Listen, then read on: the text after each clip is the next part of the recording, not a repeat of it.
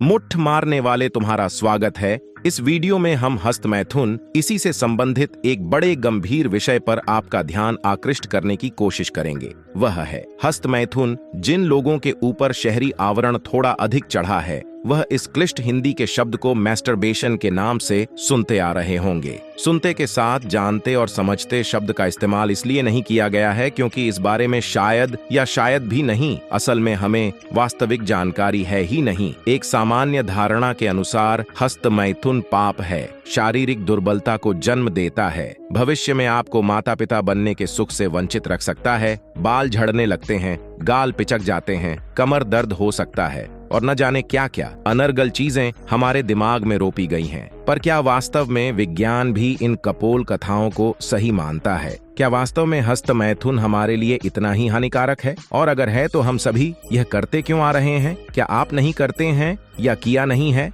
रुकिए, यह सवाल खुद से कीजिए। दिमाग से जो जवाब मिले उसे सुनकर थोड़ा मुस्कुरा लीजिए। फिर इसके अगले चरण में इस बारे में विस्तार से समझते हैं। सेक्स और इससे संबंधित अन्य क्रियाओं को लेकर चूंकि हमारे समाज में बात करने को गलत माना जाता है, जो स्वाभाविक तौर पर हमारे जिज्ञासु दिमाग में कई तरह की गलत जानकारियों का कारण बनता है। हस्त मैथुन को लेकर भी अक्सर लोगों के मन में ऐसी ही गलत जानकारियों और अपराध बोध पाप की भावना देखने को मिलती है। एक ऐसे ही मामले में युवक के मन में इसे लेकर इतना अपराध बोध घर कर गया कि वह रात में हाथों को बंधवा कर सोने लगा ताकि वह खुद को नियंत्रित कर सके। उसे लगने लगा कि अगर वह हस्त मैथुन करता रहा तो इससे भगवान नाराज हो जाएंगे। सामाजिक नजरिए से उसके लिए जीवन जीना कठिन हो जाएगा। इस डर का फायदा तांत्रिक और जड़ी बूटी वाले बाबाओं ने खूब उठाया। अंत में डॉक्टरी जांच के दौरान उसमें इस अपराध बोध भावना के कारण क्रोनिक स्ट्रेस डिसऑर्डर का निदान किया गया। ऐसी भावना हर किसी के दिमाग में कभी न कभी आती ही है। शायद आपके मन में भी मनोचिकित्सकों का कहना है कि हस्त मैथुन को लेकर खुद को नियंत्रित करने, अपराध, पाप या ग्लानि जैसी भावनाओं का अनुभव करने की आवश्यकता ही क्यों है? हस्त मैथुन अप्राकृतिक नहीं है। यह मस्तिष्क में उपजने वाली एक सामान्य सी इच्छा है जिसे हमारी नासमझी का फायदा उठाकर वर्षों से असामान्य क्रिया के तौर पर प्रस्तुत किया जाता रहा है। दोस्तों, हस्त मैथुन कितना गलत कितना सही, आइए जानते हैं। यह सवाल युवावस्था से गुजर रहे या संभवतः हर आयु वर्ग के मन में रहता ही है, पर कभी इस पर न तो खुलकर बात की गई न ही लोगों को सटीक जानकारी मिल पाती है। हस्त मैथुन के बारे में समझने के लिए हमने consultant psychiatrist and psychosexual expert doctor Satyakant Trivedi से बात की। डॉक्टर सत्यकांत कहते हैं, सेक्स और सेक्सुअल डिजायर को लेकर बातचीत करना सामाजिक रूप से निषेध माना जाता है। ऐसा करने वालों के प्रति लोगों के देखने का नजरिया बदल जाता है। पर जरूरत यह है कि इन विषयों पर गंभीरता से बात की जानी चाहिए। हस्त मैथुन पूरी तरह से सामान्य मानवीय क्रिया है। इससे किसी भी तरह का शारीरिक मानसिक कोई नुकसान नहीं होता है तब तक जब तक यह आपके कंट्रोल में है। जब आप हस्त मैथुन के कंट्रोल में हो जाएं, तब यह स्थिति समस्याजनक मानी जाती है। ऐसे में हस्त मैथुन के गलत सही का प्रश्न ही नहीं है। रिसर्च बताते हैं कि 90 से 95% पुरुष और 17 से 45% महिलाएं हस्त मैथुन करती हैं। दोस्तों, आइए अब जानते हैं हस्त मैथुन के क्या नुकसान हैं। यह प्रश्न सबसे महत्वपूर्ण है। अमूमन हर युवा मन में इसके इर्द गिर्द कई सारे सवाल घूमते रहते हैं। डॉ सत्यकांत बताते हैं, हस्त मैथुन पूरी तरह से स्वस्थ क्रिया है। यह हमारी सेक्स की इच्छाओं की पूर्ति का एक साधन है। इसको लेकर समाज में व्याप्त अशिक्षा और गलत जानकारियों ने इससे नुकसान जैसे प्रश्न मन में पैदा कर दिए हैं। हस्त मैथुन क्रिया पूर्णतः सामान्य है, इसके कोई नुकसान नहीं है और न ही इससे भगवान नाराज होते हैं। हाँ, हस्त मैथुन के बारे में दिमाग में गलत जानकारियां रखना, हस्त मैथुन करने के बाद ऐसा लगना जैसे कोई पाप किया है, यह भावनाएं आपके लिए जरूर नुकसानदायक हैं। अगर ये लंबे समय तक दिमाग में बनी रहती हैं तो इससे चिंता, तनाव, अवसाद जैसी दिक्कतें जरूर हो सकती हैं। महिला पुरुष दोनों हस्त मैथुन करते हैं और ये दोनों के लिए स्वस्थ है। सीधा फंडा है, अगर आप अपने आनंद के लिए हस्त मैथुन कर रहे हैं तो यह पूर्णतः स्वस्थ है।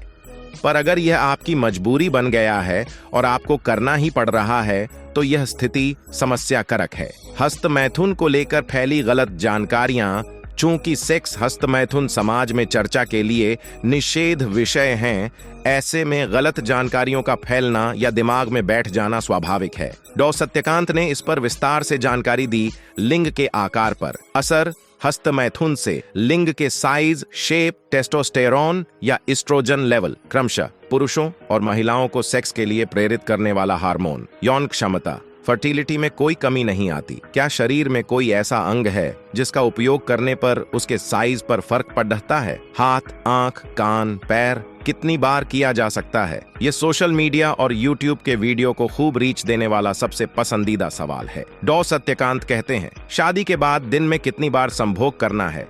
प्रेमी प्रेमिका के संभोग की क्या कोई तय संख्या होती है? तो हस्तमैथुन को लेकर यह सवाल क्यों? हाँ, पर इसका एक पहलू यह भी है कि अगर हमें दिन में बार बार इसी की इच्छा होती रहती है, सारा काम छोड़कर यही करना पड़ता है, तो इस पर जरूर विचार करने की आवश्यकता है। वीर्य की गुणवत्ता पर असर आमतौर पर धारणा रही है कि 100 बूंद खून से 1 बूंद वीर्य निर्मित होता है। ऐसे में हस्तमैथुन करने से वीर्य की गुणवत्ता में कमी आ जाती है। डॉक्टर सत्यकांत कहते हैं, यह सेक्स की दवाइयों की बिक्री के लिए फैलाया गया मायाजाल है। संभोग और हस्तमैथुन दोनों ही स्थितियों में चरमोत्कर्ष में वीर्य निकलता है, तो संभोग के दौरान निकलने वाला वीर्य स्वस्थ और हस्तमैथुन करने से निकलने पर अस्वस्थ या इसकी गुणवत्ता में कमी कैसे आ सकती है? वीर्य तो एक ही है। अगर ऐसा होता तो हर शादीशुदा व्यक्ति कमजोरी का शिकार ही होता। हस्तमैथुन और वीर्य की गुणवत्ता के संबंध को और अच्छे से जानने के लिए हमें पहले यह समझना आवश्यक है कि शरीर में वीर्य बनता कैसे है। पुरुषों की प्रजनन प्रणाली विशेष रूप से निरंतर शुक्राणु के उत्पादन, भंडारण और परिवहन के लिए डिजाइन की गई है। अंडकोश में शुक्राणु का निर्माण होता है। हर दिन हमारे रक्त की ही तरह शरीर में लाखों शुक्राणु कोशिकाओं का उत्पादन होता रहता है। अंडकोश में छोटी नलियों की एक प्रणाली होती है। इन ट्यूबों को सेमिनिफेरस ट्यूबल्स कहा जाता है। इनमें पुरुषों के सेक्स हार्मोन, टेस्टोस्टेरोन और अन्य जर्म कोशिकाएं होती हैं, जो शुक्राणु को निर्मित करती हैं। जब कोई पुरुष यौन क्रिया के लिए उत्तेजित होता है, तो शुक्राणु कोशिकाएं और प्रोस्टेट ग्रंथि द्वारा निर्मित सीमनल फ्लूइड एक सफेद तरल वीर्य निर्मित करते हैं। उत्तेजना के परिणाम स्वरूप वीर्य, जिसमें 500 मिलियन के करीब शुक्राणु होते हैं, निकलता है। शरीर में यह क्रिया लगातार चलती रहती है। नेशनल कैंसर इंस्टीट्यूट के एक अध्ययन से पता चलता है कि एक जर्म कोशिका से अंडे के निषेचन में सक्षम परिपक्व शुक्राणु कोशिका बनने की प्रक्रिया में लगभग 2.8 महीने लगते हैं। हस्तमैथुन को लेकर अध्ययन क्या कहते हैं? हस्तमैथुन के शरीर पर प्रभाव को जानने के लिए किए गए अध्ययन भी इस बात की पुष्टि करते हैं कि इससे कोई हानिकारक दुष्प्रभाव नहीं होता है। मेडिकल साइंस इसे स्वस्थ सेक्सुअल एक्टिविटी पार्ट के तौर पर देखता है। अध्ययनों की समीक्षा के आधार पर शोधकर्ताओं का कहना है कि संयमित हस्तमैथुन करने से आपके दिमाग और शरीर को कई फायदे भी हो सकते हैं। इसकी लत के अलावा इससे किसी भी दुष्प्रभाव के साक्ष्य नहीं है। कुछ अध्ययन हस्तमैथुन क्रिया के लाभ का भी जिक्र करते हैं। यूरोपियन एसोसिएशन ऑफ यूरोलॉजी द्वारा साल 2016 में किए गए एक शोध में पाया गया कि नियमित स्खलन संभोग या हस्तमैथुन के माध्यम से प्रोस्टेट कैंसर के जोखिम को कम कर सकता है। शोधकर्ताओं ने पाया कि जिन पुरुषों ने प्रति माह 21 बार तक स्खलन किया, उनमें प्रोस्टेट कैंसर होने का जोखिम कम था। इसी तरह साल 2003 में बीजेयू जर्नल में प्रकाशित एक अन्य अध्ययन में भी शोधकर्ताओं ने पाया कि जो पुरुष हफ्ते में 5 बार तक स्खलन करते हैं, उनमें कम बार स्खलन करने वालों की तुलना में प्रोस्टेट कैंसर विकसित होने की आशंका कम होती है। हस्तमैथुन करने से वैवाहिक जीवन पर असर। अध्ययनों से पता चलता है कि हस्तमैथुन किसी भी तरह से वैवाहिक जीवन के सुख, माता पिता बनने या वीर्य की गुणवत्ता पर कोई नकारात्मक असर नहीं डालता है। यहां तक कि journal on sex education and therapy द्वारा साल 2015 में किए गए एक शोध में वैज्ञानिकों ने बताया कि हस्तमैथुन करने वाली महिलाओं की शादीशुदा जिंदगी हस्तमैथुन न करने वालों की तुलना में अधिक खुशहाल होती है। मायो क्लिनिक की रिपोर्ट कहती है कि हस्तमैथुन का पुरुषों की प्रजनन क्षमता पर भी कोई नकारात्मक असर नहीं होता है। कुछ शोध कहते हैं कि बिना स्खलन के 2 से 3 दिनों के बाद वीर्य की गुणवत्ता अधिक प्रभावी होती है।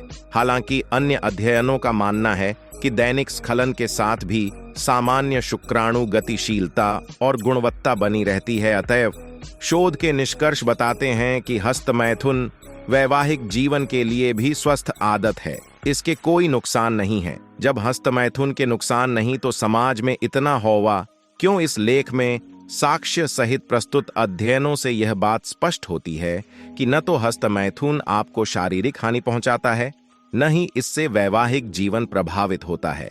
यह पूर्णतः स्वस्थ है। अब सवाल है कि जब हस्तमैथुन के नुकसान ही नहीं है तो इसको लेकर समाज में इतना भ्रम जाल क्यों है? इस सवाल के जवाब में डॉ सत्यकांत बताते हैं, फूड, सेक्स और अचीवमेंट, कुछ विशेष प्राप्त करना, हमारे दिमाग के रिवॉर्ड सिस्टम को सक्रिय करता है। यह सिस्टम हमें खुशी का एहसास दिलाती है। समस्या यह है कि जब हमारा शरीर सेक्सुअल डिजायर के संकेत देता है और हम इसे गलत मानकर दबाने की कोशिश करने लगते हैं, तब इसके कारण अपराध बोध और हीन भावना जन्म लेती है। इस भावना के कारण मानसिक स्वास्थ्य समस्याओं जैसे तनाव, अवसाद आदि का खतरा बढ़ जाता है। जिस तरह से हृदय गति, किडनी, लिवर की क्रिया, भोजन के पाचन को हम कंट्रोल नहीं कर सकते हैं, सेक्सुअल डिजायर भी उसी तरह से है। इसको लेकर हमारी अज्ञानता और झिझक सेक्स दवाइयों के बड़े और अनावश्यक बाजार को बढ़ावा देती है। दुर्भाग्यवश बड़े योजनाबद्ध तरीके से हिंदी के शब्दों को भी ऐसे गढ़ा गया है जो हमारे दिमाग में हस्तमैथुन के लिए कुंठा पैदा करें, जैसे स्वप्न दोष, वीर्य पतन, बचपन की गलतियां आदि। पर जब इसे मेडिकल साइंस प्राकृतिक और सुरक्षित मानता है तो इसमें गुण दोष का प्रश्न ही नहीं है। वीर्य पतन भी ऐसा ही गढ़ा एक शब्द है जिसे ऐसा प्रदर्शित किया जाता है जैसे हमारी शक्ति चली गई है। इस बाजार ने अपने लाभ के लिए हस्तमैथुन को सीधे खून और शक्ति से जोड़ दिया है। हमारी अज्ञानता इसे और बढ़ावा देती है। हस्तमैथुन नुकसानदायक नहीं है, इसका अर्थ यह भी नहीं है कि यह स्वास्थ्यवर्धक या शक्तिवर्धक है। हमें बस समाज में फैले अज्ञानता के माया जाल से निकलकर इतना ही समझ लेना है कि जब तक हस्तमैथुन हमारे कंट्रोल में है, इससे कोई नुकसान नहीं है। पर अगर हम इसके कंट्रोल में हैं तो आपको काउंसलिंग की आवश्यकता है। डिस्क्लेमर, अस्वीकरण। यह लेख स्वास्थ्य विशेषज्ञों के सुझाव और साझा की गई केस की जानकारी के साथ मेडिकल रिपोर्ट्स, अध्ययनों के आधार पर तैयार किया गया है। वीडियो का उद्देश्य समाज में फैली गलत जानकारियों, अफवाहों को लेकर आपको सचेत करना मात्र है। यह वीडियो हस्तमैथुन को किसी भी प्रकार से बढ़ावा को प्रेरित नहीं करता है।